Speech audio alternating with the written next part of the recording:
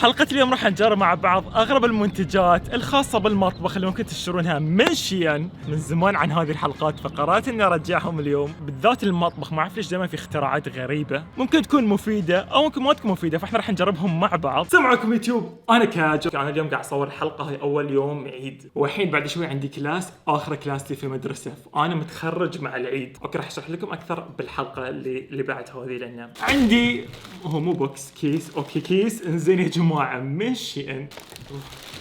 هو مو غريب بس ان انا تعرفون الشيء بس تشوفونه تبون تجربونه. خليني اقول لكم كان عندهم كثير قوالب ثلج غريبه، بس انا ما اعرف شيء النهايه. انا حسيت فكرته غير. هو عبوه ماي بس تصنع ثلج، وتصنع ثلج دائري. فتحتها من فوق.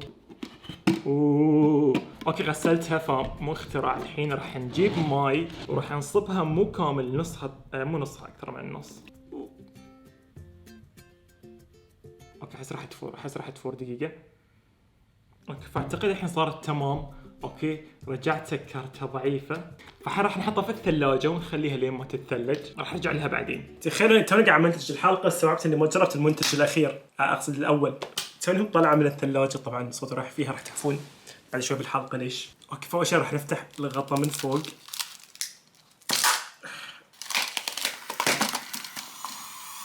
اوكي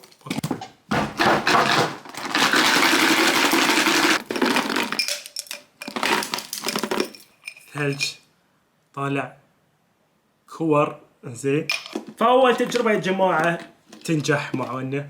اوكي الشيء اللي بعده راح اجربه، هاي الشيء اللي هو شكلين يبين كانه تعرفون حق الكيك، هاي الكريمه اللي اشياء تلبسونها حق اصابعكم فتحطونها باي اصبع انتم حابينه. والحلو انه هاي الشيء مو بس حق التقطيع، بعد شفت صور ثانيه مثلا واحده كانت كانوا لابسينها باصبع كبير واصبع كبير، وكانوا قاعد يستخدمونها حق تفتيح جوز. اوكي حزلين 3 كافيين، فهاي 3 هم اكثر شيء انا استخدمهم بعد وقت التقطيع. انزين عشان اثبت مثلا اي شيء، خيار او ما ادري، فراح نحطها الحين حق الاختبار. اوكي ما عندي خيار، راح اقطع خيار بس كذي. طبعا شباب بصراحه يعني مهاراتي بالتقطيع زينه. اوكي ما اروح بسرعه يعني، بس انه وقت لحظه قاعد اتعود اني عليهم، مو قادر اثبت الخيار. اوكي احس مو مريح. اوكي احس ما قاعد اروح بسرعه، صح لازم اروح اسرع. فاحس حق اللي يخاف او اللي دائما يجرح صبعه، فهاي الشيء مفيد. الشيء اللي بعده ما اعرف ليش اخترت اني اطلبه. اوكي ما شكلي عجبني. اوكي فراح يكون ديكور عندي كوب. هاي صح الكوب، بس هو كوب على شكل وجه، في نفس طبعه هني.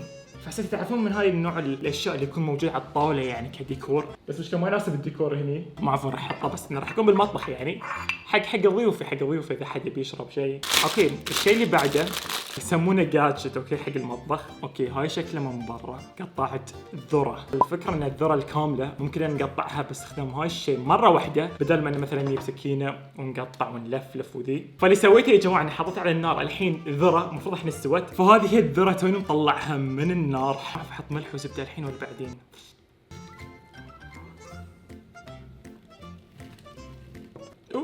اوكي قاعد يطلع برا. اوكي صغيرة بس لازم امسكها، بس حارة المشكلة.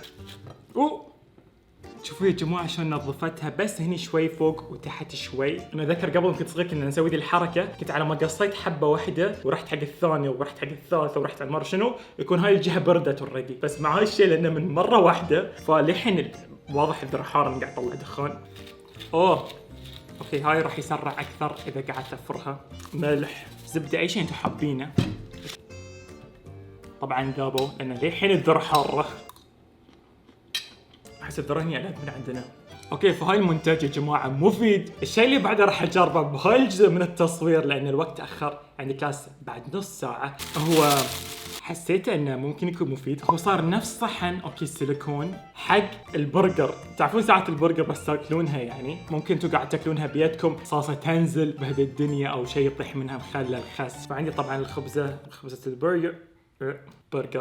خليني اقول لكم ذي الشيء. اخر 3 اشهر قاعد احضر مايونيز. اخر 3 اشهر كنت قاعد اخذ دروس خصوصيه خاصه باللغه الامريكيه، الاكسنت الامريكي. والله ساعات الحين وقاعد اخترب يا جماعه، ساعات احس لساني يعني يقلب شي فجاه يعني. اوكي فحطيت مايونيز. خلينا نحط اونيون رينجز. شفتوا لساني صرت احب الماستر، ما اعرف ليه صار يعجبني مع الساندويتش، مو بروحه طبعا، مع الساندويتش. ترى عندي خس بس مالي خلق اروح اغسله. فهاي هو البرجر راح اضغطه الحين، راح نحطه في هاي القالب. بالضبط فت فعليا لامه الموضوع على بعضه لانها صايره سيليكون فتاخذ الشكل، ويعني بس البرجر تفتح خلاص يمسك الشكل، عرفت؟ فانا لو الحين شنو محركته يعني احس انه عرفته وحاس انه في ثقه في الموضوع. اوكي عجبني. اوكي شوفوا مو اخر الدنيا اذا مو عندكم ذي المنتج، بس انه يعني زياده، عرفتوا؟ يعني اللي حاب يكون اكسترا هاي الشيء متوفر في الحياه، هاي اللي حبيت اقول لكم اياه، عرفتوا؟ خلينا نحاول اثبتها على الصحن.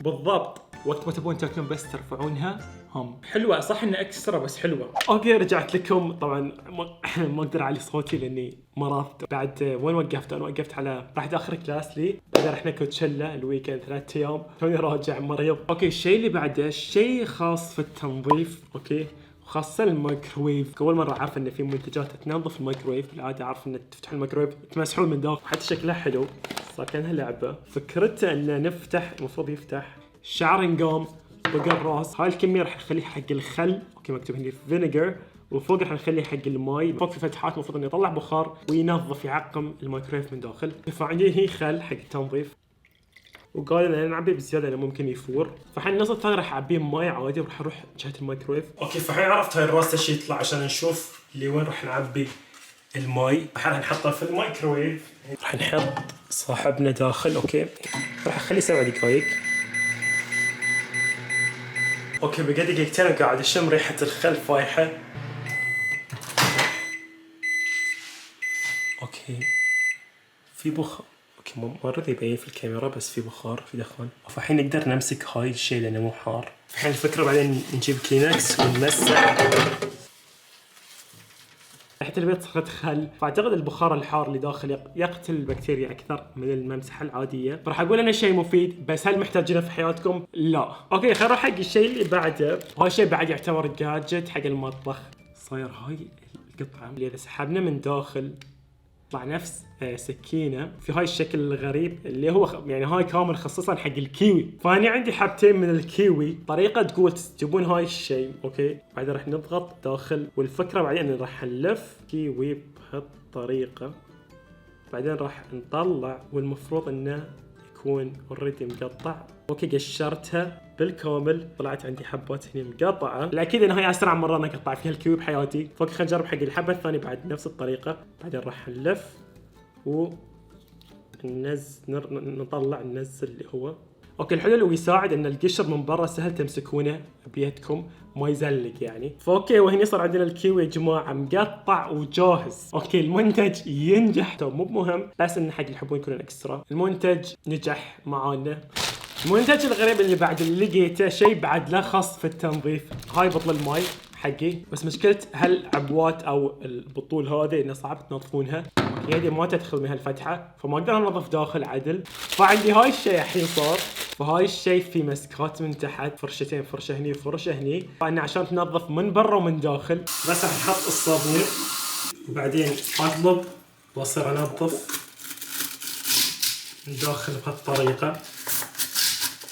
فكرة ذكية. والحلو خلينا نقول لكم ان هاي يابس، كان في حجم ثاني بس انا خليت الحجم الصغير، ولا اعتقد ذي احسن حق الاكواب الضعيفة، ممكن ينظف الكوب بشكل تمام. بس انا عبتي بعد اطول فما اقدر يروح داخل بالكامل، بس انه في نفسه يكون شوي اطول راح يكون مناسب حق عبوتي. هو مو غريب، هو اعتقد مو غريب عرفته، بس انه انا لانه يعني ما عندي يافا احسه غريب، بس انه احس الشيء الصغير ما قبل الاخير في نفس فتحة هي نفس حق هاي حافظات القهوة. زين الفتحة من فوق، بس هاي مسوينها خصوصا حق المشروبات الغازية، فالمفروض انه يحفظ المشروب الغازي الى وقت اطول من المعتاد. اوكي فانا عندي عبوه البيبسي اللي صار لها ما اعرف كم عندي. فاوكي ما جربت احط الغطاء، فخلينا نجرب الحين. المفروض ان انا يعني اللي عارفه انه المفروض انه يمسك بالضبط. اوكي ما اعرف اذا هو راح يلف ولا لازم انا اوكي يعتبر.